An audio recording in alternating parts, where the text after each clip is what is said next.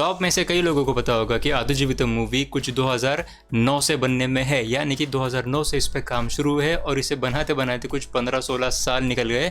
और आपको शायद ये भी पता होगा कि ये मूवी एक नॉवल पे बेस्ड है, जो एक नॉवल एक्चुअली एक रियल इंसिडेंट पे बेस्ड है। तो मैंने कल रात ये मूवी देखी, आदु जीवितम द गुड लाइफ, और मैं मजाक नहीं कर रहा हूँ। आज सुबह करीब 7:30 बजे से मैं इस मूवी के जो इंटरव्यूज़ हुए थे, जो पृथ्वीराज के थे, वो मैंने कई इंटरव्यूज़ देखे और मुझे ऐसा कुछ चीज़ें पता चली जो मुझे लगता है कि आपके साथ शेयर करनी चाहिए। काफ़ी सारी चीज़ों पे बात करेंगे, उनका फिजिकल ट्रांसफॉर्मेशंस के भी बात करेंगे। जैसे कि आपको पता होगा कि उन्होंने कुछ 31 kgs कम किए थे, लेकिन क्या आपको पता है कि उन्हें वो 2 बार करने पड़े थे? नॉट एग्जैक्टली, लेकिन टेक्निकली 2 बार करने पड़े थे। तो ऐसे काफ़ी सारे फैक्ट्स पे बात करेंगे। शुरुआत करते हैं कहानी के साथ ही। तो 2008 में जो इसकी नॉवल आई थी मलयालम में, वो काफ़ी हिट हुई थी और आज भी उसके कुछ अलग अलग प्रिंट्स चल रहे हैं। मतलब कुछ शायद 260th एडिशन कुछ तो भी चल रहा है अराउंड द बॉल पार्क। लेकिन हाँ, काफ़ी हिट हुई थी वो नॉवल, और इसीलिए 2009 में इमीडिएटली ब्लेसी जो डायरेक्टर है और जो राइटर है इस मूवी के, उन्होंने उसके राइट्स वगैरह खरीदे, परमिशंस वगैरह ली और फिर डिसाइड करा कि अपन इस पर बनाएंगे मूवी।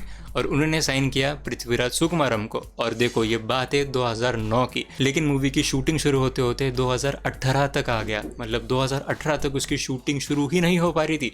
और इसका जो रीज़न था वो पृथ्वीराज सुकुमारन ने इस वीडियो में ऐसा बताया था, मलयालम सिनेमा की जो इंडस्ट्री थी 2009-10 के अराउंड, वो इतनी इवॉल्व नहीं थी, वो इतनी बड़ी नहीं थी। इवॉल्व गलत शब्द है, लेकिन इतनी बड़ी नहीं थी इन टर्म्स ऑफ लोग और बजट्स और कितना ज़्यादा पैसा अंदर आता है। तो उस टर्म्स में इतनी ज़्यादा बड़ी नहीं थी, तो उन्हें इतनी ग्रैंड स्केल पे ये movie banana was perhaps not possible.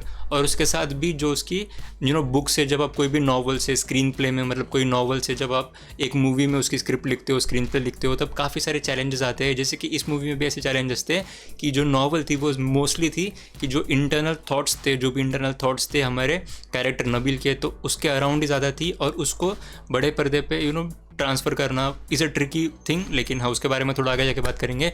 लेकिन हाँ, फिर फाइनली उनको जो था 2015 में एक प्रोड्यूसर मिला और फिर फाइनली 2018 से उस पर शूटिंग शुरू हुई। लेकिन 2018 में शूटिंग शुरू होने के बाद भी 2020 में क्या होता है, लॉकडाउन लगता है, आपको पता है। लेकिन लॉकडाउन के पहले 2019 से समथिंग अराउंड, तो वो जितने भी डेजर्ट में जितने भी सीन्स थे, तो वो उन्होंने शूट किए थे जॉर्डन में। अब जॉर्डन में उनकी शूटिंग तो हो ही गई थी, लेकिन फिर ऐसा पता चला कि भैया लग चुका है लॉकडाउन और वो कर नहीं सकते कुछ भी शूट। तो वो ऑलमोस्ट 70 दिन तक वहीं पर स्ट्रैंडेड थे।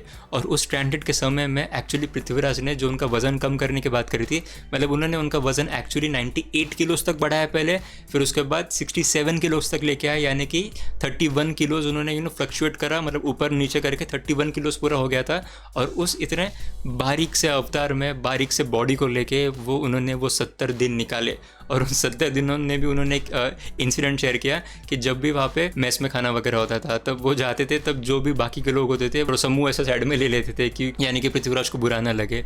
तो उन्होंने भी एक छोटा सा किस्सा बताया। लेकिन एनीवेज आगे बढ़ते हैं। तो बेसिकली वो जॉर्डन में स्टक हो गए थे कुछ 70 दिन तक, क्योंकि उन पे according to law travel restrictions आ गए थे। लेकिन फिर भी उन्होंने कुछ इंपॉर्टेंट स्टफ जो था वो शूट कर लिया था, ऐसा कुछ तो था। लेकिन फिर यहाँ पे एक और इंटरेस्टिंग चीज़ ऐसी है कि उन्होंने जो उनका वेट का फ्लक्चुएशन किया था, मतलब एकदम बारीक जो हो गए थे, उसके बाद उन्हें फिर से वेट पुट ऑन करना पड़ा था, क्योंकि जो शूटिंग थी वो तो डिसरप्ट हो गई थी। तो शूटिंग फिर से जब रिज्यूम होंगी तब उन्हें फिर से वो बारीक अवतार में आना पड़ेगा। तो उसके लिए उन्होंने जो पूरा ट्रांसफॉर्मेशन था वो फिर से किया। लेकिन वो जो ट्रांसफॉर्मेशन के बीच में उन्होंने फिर से 2 मूवीज़ करी थी शायद से, मुझे एक्जैक्टली नाम याद नहीं मूवीज़ के, क्योंकि उन्होंने 2 मूवीज़ का मेंशन तो किया था उस इंटरव्यू में और बताया था कि इस वाले इसमें मैं थोड़ा ऐसा लग रहा हूँ और उस वाले मूवी में मैं थोड़ा सा ऐसा लग रहा हूँ। लेकिन एनीवेज आगे बात करेंगे। तो बेसिकली उन्होंने वो ट्रांसफॉर्मेशन 2 बार किया। और जो उनके डेजर्ट वाले जितने भी सीन्स थे, वो पहले उनका ऐसा प्लान था कि एक अपन करेंगे जॉर्डन में और दूसरा अपन करेंगे इजिप्ट में। लेकिन इजिप्ट का कैंसिल हो गया, क्योंकि जब वो सेकंड टाइम वो सारा शेड्यूल करने गए तब उन्होंने जॉर्डन में किया। और जो सेकंड उनका शूट था जो इजिप्ट में होने वाला था, वो उन्होंने किया अल्जीरिया में। और उन्होंने ये भी बताया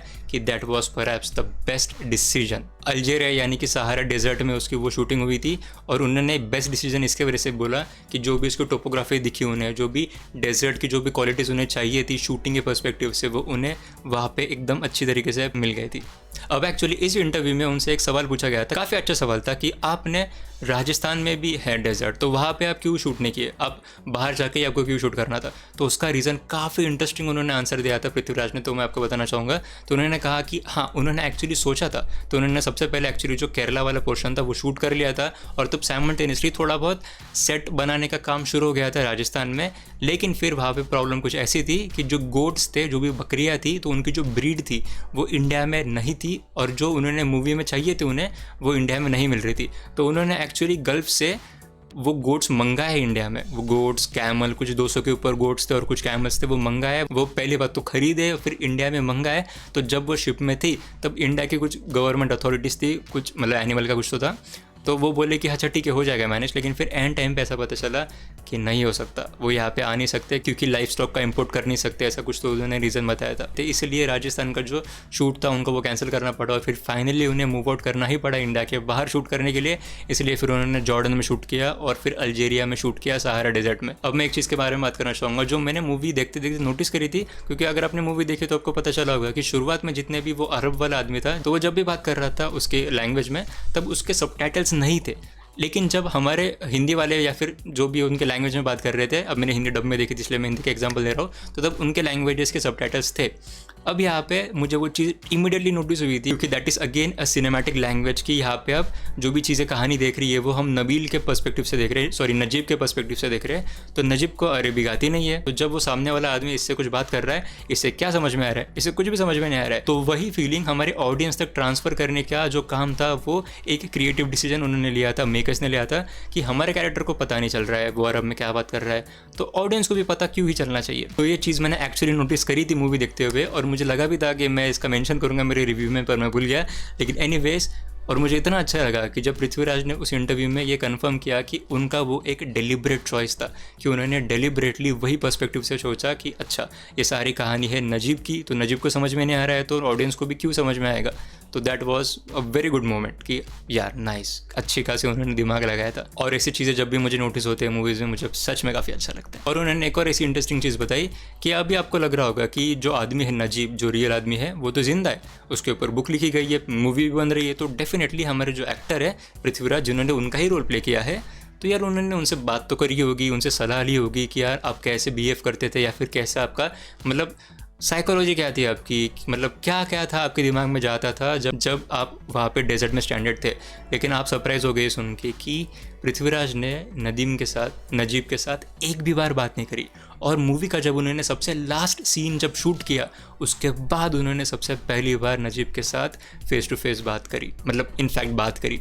और इसका जो रीज़न उन्होंने दिया वो काफ़ी इंटरेस्टिंग था। उन्होंने रीज़न ऐसा बताया कि एक्चुअली वो खुद बात करना चाहते थे नजीब के साथ, लेकिन उनके जो डायरेक्टर है ब्लेसी, उन्होंने बोला कि ज़रूरत नहीं है, क्योंकि डायरेक्टर का कुछ ऐसा विजन था कि आप एक्टर हो और आप अपना जो इंटरप्रिटेशन है इस कैरेक्टर के बारे में आफ्टर रीडिंग द स्क्रिप्ट वो आप खुद अपने अंदर से लेके आओ। And that was perhaps a very good decision. Prithviraj ने यह भी एक एग्जांपल दिया कि कपिल देव की जो बायोपिक थी, तो कपिल देव को हर एक लोगों ने देखा हुआ है, वो शॉट कैसे खेलते थे, उनकी बॉलिंग एक्शन क्या थी, वो बात कैसे करते थे, वो हर एक इंडियन आदमी ने देखा हुआ है।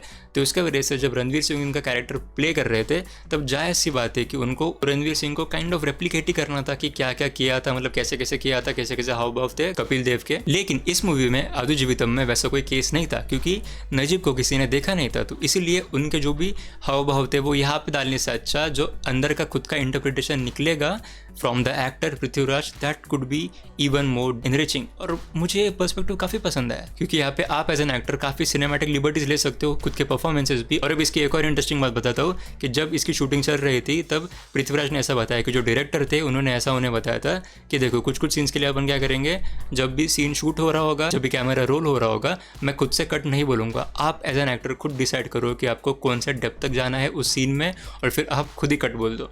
काफ़ी इंटरेस्टिंग था ये भी। आई नो ऐसी ये कोई चीज़ नहीं कि बहुत अनकॉमन है, लेकिन इट वाज इंटरेस्टिंग। तो आई थिंक मैंने सारी चीज़ें कवर कर दी है जो मैंने नोट डाउन करके रखी थी इंटरव्यूज़ को देखते देखते। एंड आई होप कि आपको कुछ नई चीज़ें या फिर कुछ इंसाइटफुल चीज़ें पता चली होगी इस मूवी के बारे में। और अगर हाँ तो प्लीज़ एक रिक्वेस्ट है, कमेंट कर देना कैसा लगा उसके बारे में और आपका कौन सा फेवरेट पॉइंट था वो भी बता देना। और आपके पास अगर कोई इंटरेस्टिंग और फैक्ट होगा तो डेफिनेटली उसको भी बता देना। और मैंने ऑब्वियसली आदु जीवितम मूवी का रिव्यू भी किया है, तो उसको भी आप डेफिनेटली चेकआउट कर सकते हो, आपको स्क्रीन पे दिख रहा होगा।